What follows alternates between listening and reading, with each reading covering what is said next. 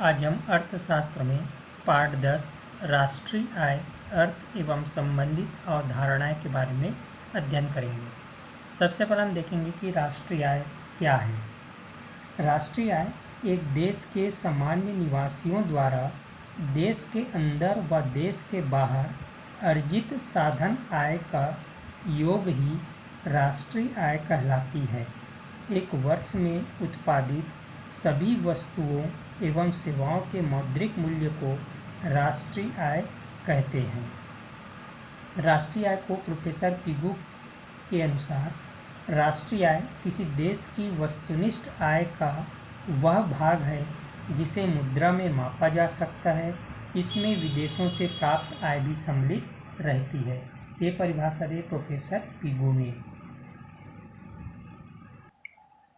इसका हम देखेंगे राष्ट्रीय आय की अवधारणाएं। राष्ट्रीय आय से संबंधित कुछ महत्वपूर्ण अवधारणाएं निम्नलिखित है। पहला, सकल घरेलू उत्पाद।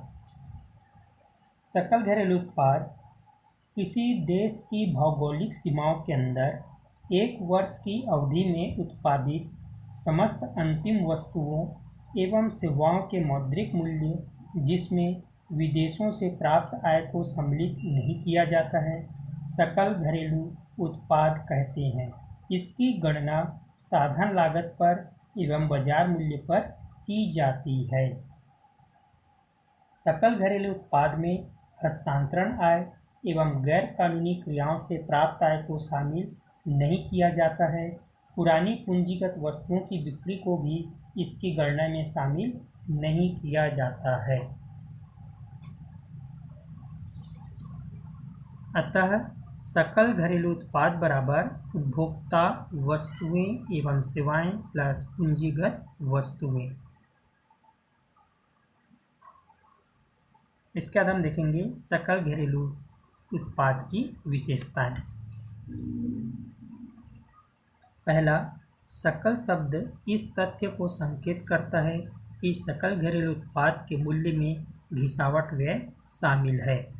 दूसरा, सकल घरेलू उत्पाद के मूल्य में दोहरी गणना से बचने के लिए केवल अंतिम वस्तुओं व सेवाओं के मूल्य को ही जोड़ा जाता है। तीसरा, पुरानी वस्तुओं की बिक्री से प्राप्त राशि इसमें नहीं जोड़ी जाती है।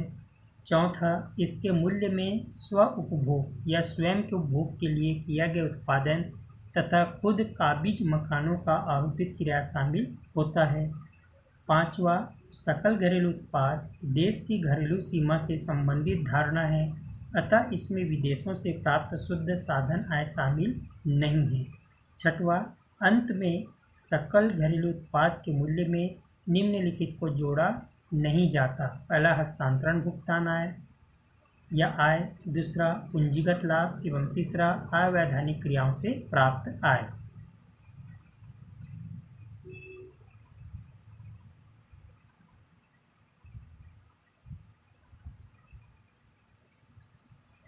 सकल घरेलू उत्पाद की धारणाएं। सकल घरेलू उत्पाद की तीन अवधारणाएं हैं। पहला, बाजार कीमत पर सकल घरेलू उत्पाद। उत्पादित अंतिम वस्तुओं एवं सेवाओं का मूल्य सकल मूल्य लिया जाता है, अर्थात उत्पादित वस्तु की मात्रा के साथ उत्पादित वस्तु के मूल्य का गुणा किया जाता है। दूसरा है साधन लागत पर सकल घरेलू उत्पाद। उत्पादन के प्रत्येक साधन विशेष की प्राप्त आय उसकी आय कहलाती है, जिनका योग करके सकल घरेलू उत्पाद की गणना की जाती है। उत्पादकों के लिए साधनों का पुरस्कार लागत कहलाती है। और तीसरा है स्थिर कीमतों पर सकल घरेलू उत्पाद। स्थायी मूल्यों पर भी सकल घरेलू उत्पाद की गणना की जा सकती है। स्थायी मूल्यों की सहायता से अनुमानित मूल्य ज्ञात किया जा सकता है। इसे वास्तविक घरेलू आय भी कहा जाता है। इसके बाद हम देखेंगे सकल राष्ट्रीय उत्पाद। इसका संबंध देश की घरेलू सीमा से न होकर उसके सामान्य निवासियों से होता है। देश के सामान्य निवासियों द्वारा एक लेखा वर्ष में देश के अंदर व बाहर सृजित आय का योग सकल राष्ट्रीय उत्पाद कहलाता है। दूसरे शब्दों में, घरेलू उत्पाद में शुद्ध विदेशी साधन आय को जोड़ने से सकल राष्ट्रीय उत्पाद का मूल्य प्राप्त होता है।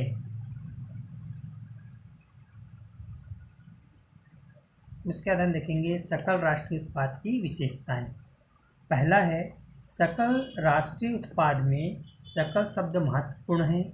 यदि उत्पादन में से मशीनों की घिसावट से होने वाले मूल्यह्रास को घटा दिया जाए तो विशुद्ध राष्ट्रीय उत्पाद ज्ञात किया जा सकता है, लेकिन सकल राष्ट्रीय उत्पाद की गणना करते समय उपयुक्त मूल्यह्रास को नहीं घटाया जाता।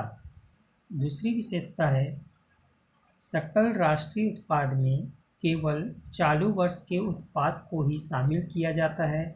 इसके साथ ही ऐसे लेन देन को भी सकल राष्ट्रीय उत्पाद में शामिल नहीं किया जाता जिनका उत्पादन में कोई सहयोग नहीं होता।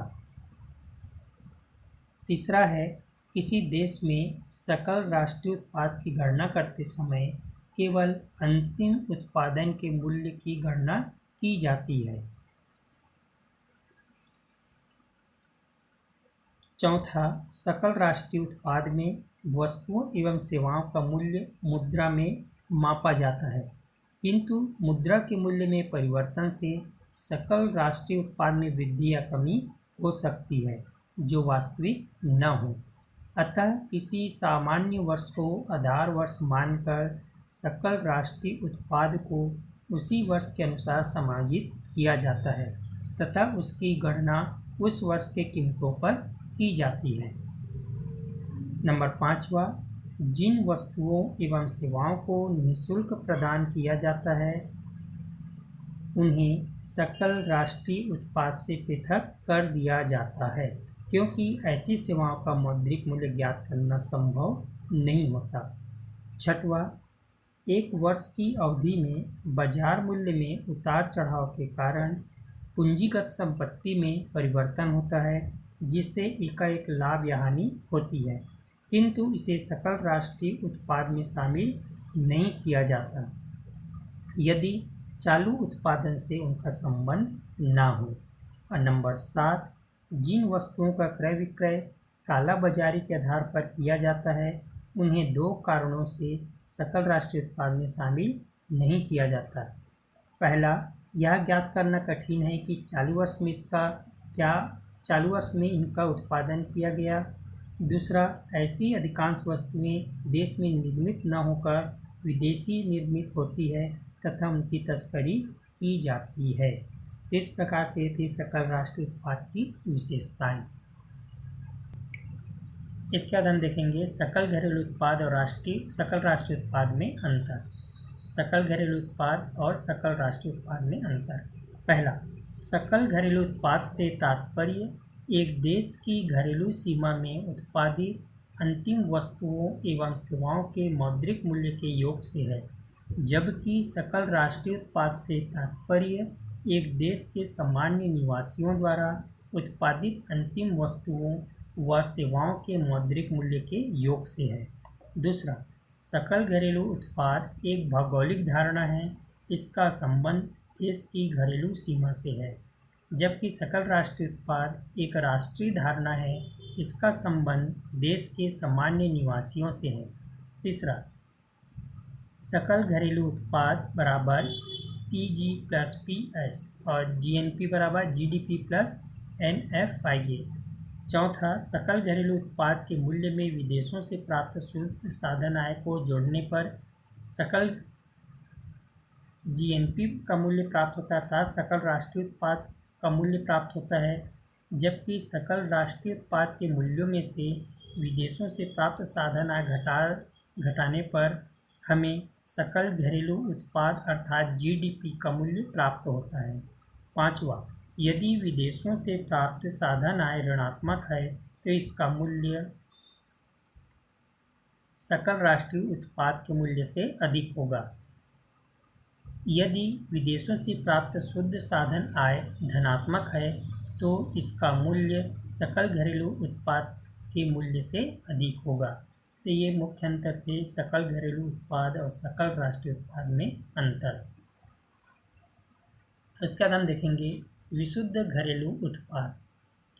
विशुद्ध घरेलू उत्पाद से तात्पर्य एक लेखा वर्ष में एक देश की घरेलू सीमा में निवासी व अनिवासी द्वारा उत्पादित समस्त अंतिम वस्तुओं एवं सेवाओं के शुद्ध मौद्रिक मूल्य से होता है।